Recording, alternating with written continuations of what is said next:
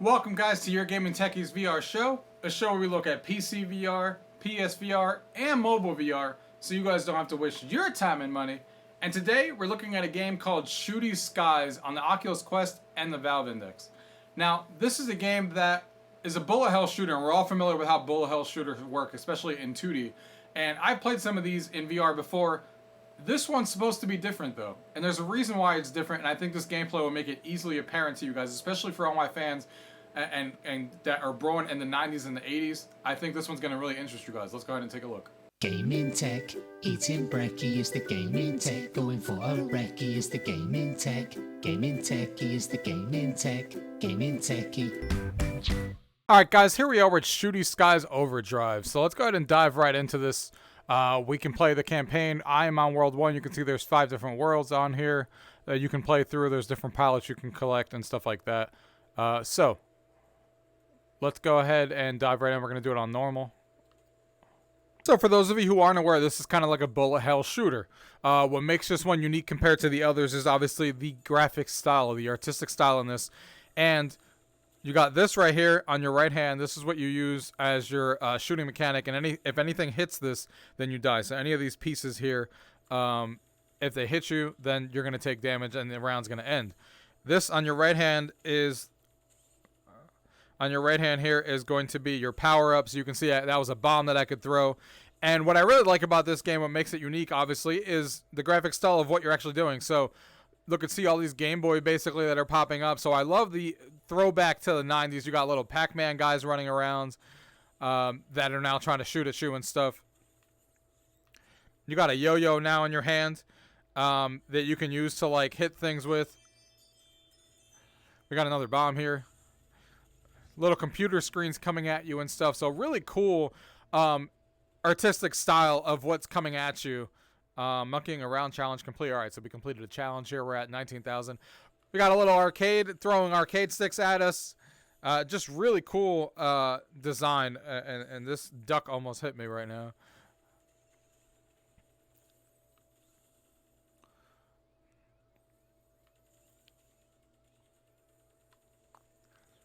Missed that bomb completely. Oh, we just got hit. So you can see as soon as your right arm gets hit here, then the level ends, and you're at 26,000. So we got 50 kills. That's why we got that challenge complete. So we're gonna have to try that again. Let's see if we can do a little bit better, because you can't progress into the next chapter in the campaign until you actually get to all these checkpoints. And I only got to checkpoint 1. Which is what we're at right now. So it lets you save per checkpoint, and there's 5 different checkpoints per level, at least in the earlier levels that I've played.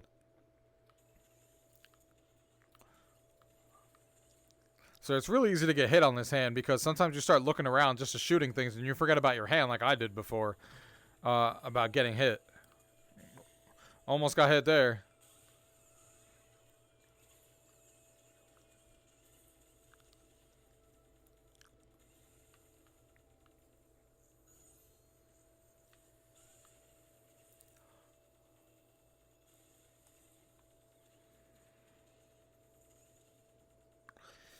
All right, here we go.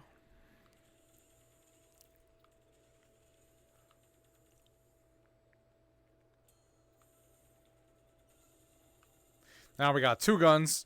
That's the other power up I just got. We got 2 guns here.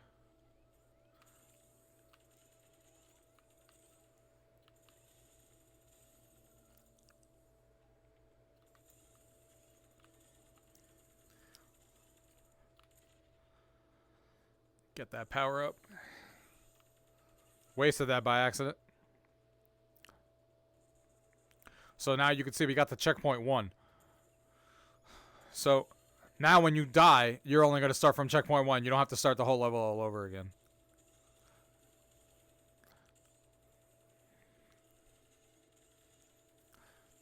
Things are obviously getting a little harder. We got another gun.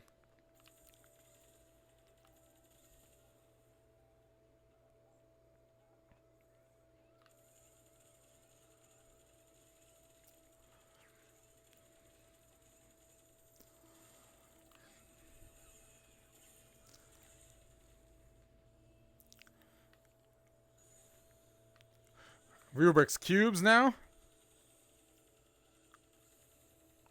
The nostalgic in this game is literally crazy.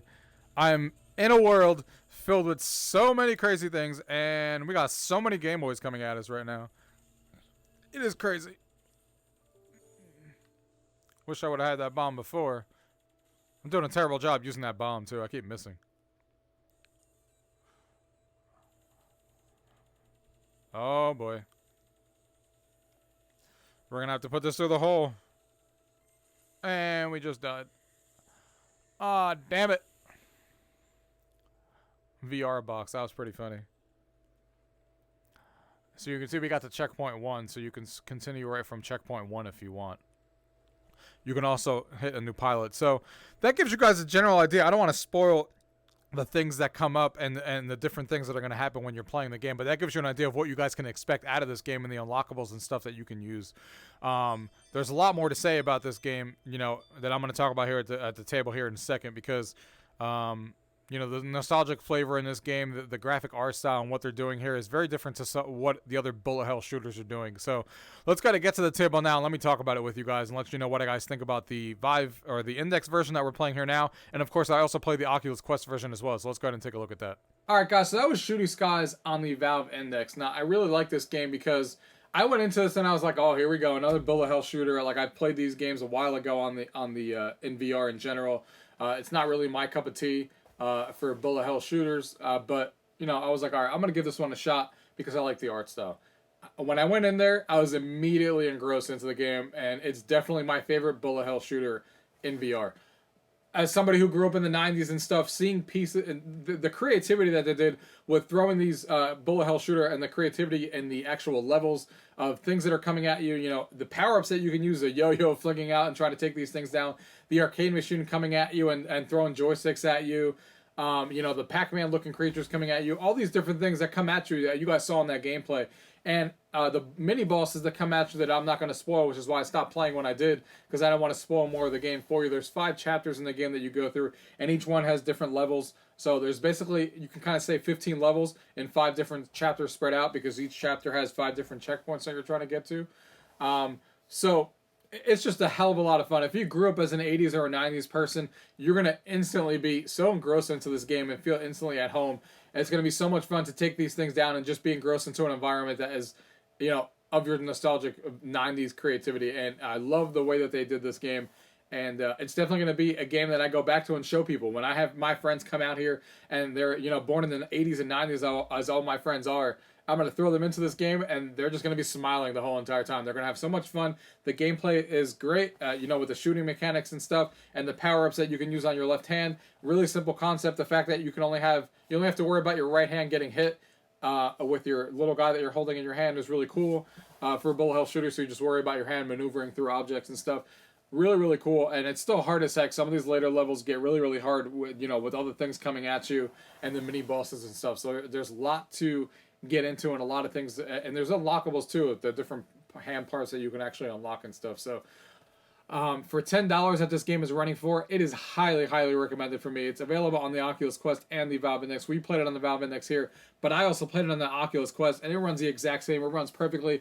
I like it even better on the Oculus Quest because then you can just, you know, don't have to worry about the wires and stuff when you're turning around and stuff. So if there was one I would get it on, it would be on the Quest just because of that reason, because you can maneuver and move around in this game. Obviously, being a bullet hell shooter, you know, it lends itself to you wanting to be able to move around and dive out of the way and move out of objects, and that's just obviously a better experience on the Oculus Quest. But either way, the game is outstanding, and I loved it, and I can't wait to play more of it and show my friends and family who are, you know, into these type of games. So if you guys have any questions about anything you guys have seen here today, as always, leave it down below. If not, thank you guys for watching.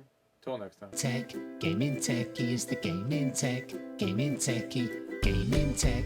Eating brekkie is the gaming tech, going for a recce is the gaming tech, gaming techie is the gaming tech, gaming techie.